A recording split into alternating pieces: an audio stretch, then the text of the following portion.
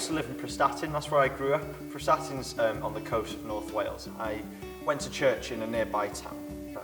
I went to kids clubs and services in the church, and I heard all about Jesus and about all the amazing stuff he'd done.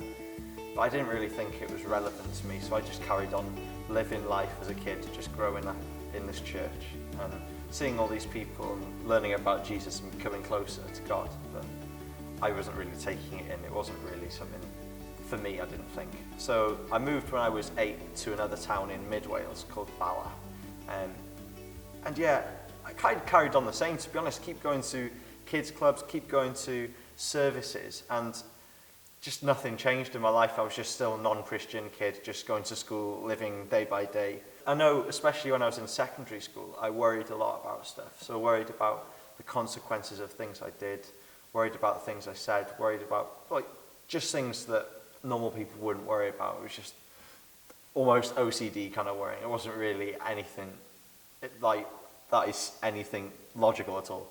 But when I was 14, I went to a camp, because my dad runs loads of camps, Christian camps, in the summer as part of his job. When I was on that camp, I heard on the last evening about Jesus' love and what he'd done on the cross. And then we got some time just to chill, relax on the campsite, just on our own in the darkness, turned all the generators off.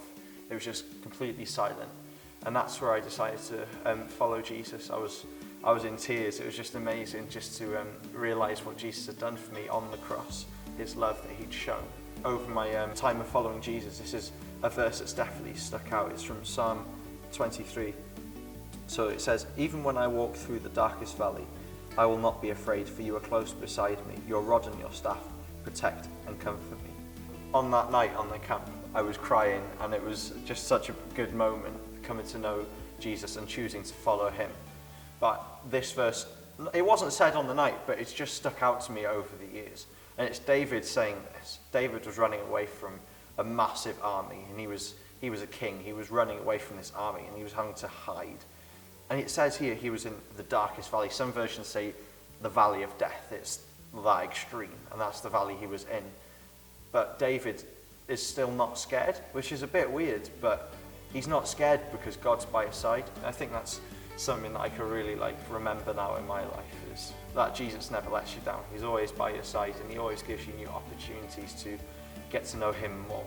And especially when you get older, you're worrying about what people might think of you, or the things you wear, or the things that you do, your actions. But in the end, it's only Jesus' opinion that matters, because of what he's done on the cross. So yeah, that's my story.